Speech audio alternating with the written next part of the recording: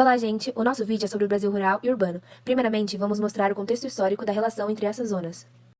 Antigamente, a área rural e a área urbana eram, respectivamente, o centro econômico e o centro político-administrativo.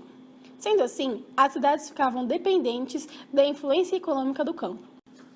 Com o advento da Revolução Industrial na Inglaterra do século XVIII e sua progressiva expansão na Europa, teve lugar um conjunto de transformações.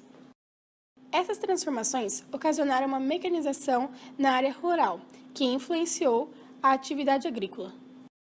Como consequência da Revolução Industrial, teve-se a dependência do campo pela cidade, devido ao predomínio da indústria na área urbana, e os diversos benefícios que essa levaria às atividades agrícolas.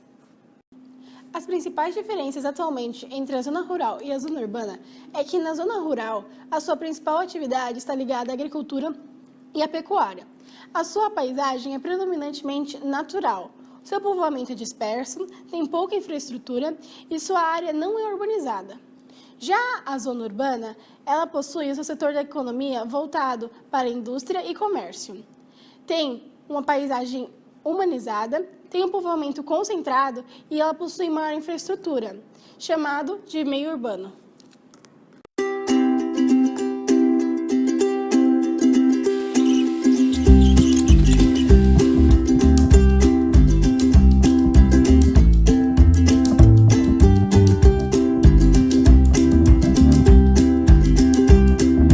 Laura Diniz fez uma entrevista em que contou um pouco da sua passagem de vida no campo de Minas Gerais para a Grande São Paulo.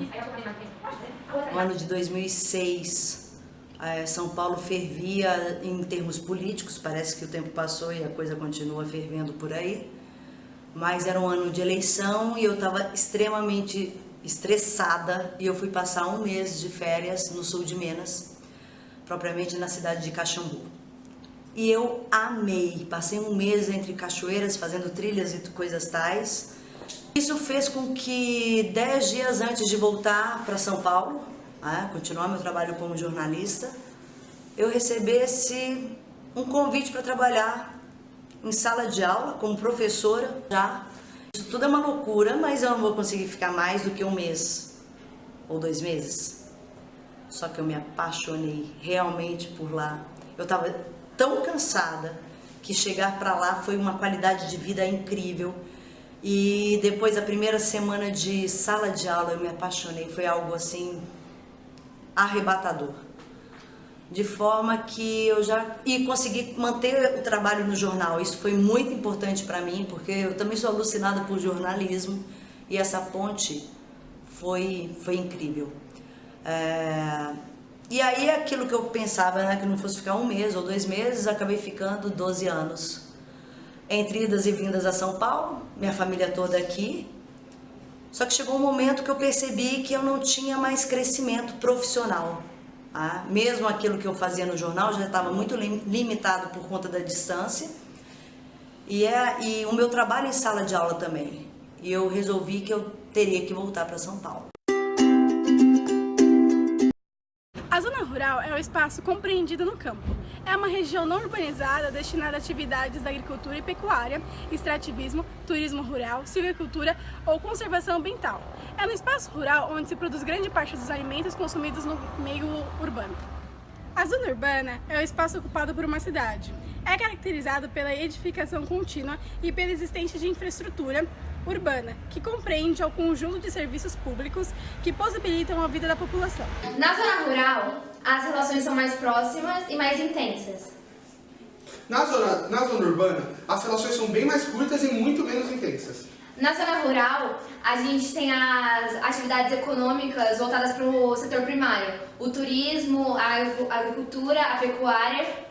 E já na área urbana, a gente tem o setor secundário e terciário. O secundário já está mais na questão das indústrias e o terciário no comércio e serviços. A zona urbana é bem mais desenvolvida que a rural, uma vez que a taxa de analfabetismo é menor nos seus ambientes, ela tem mais escolas, mais laboratórios. E ela é bem mais desenvolvida, ou seja, é possível perceber que no espaço urbano o desenvolvimento científico e tecnológico é muito maior do que no espaço rural. Agora, a interpretação de alguns mapas, gráficos e charges que tratam da área urbana e da área rural.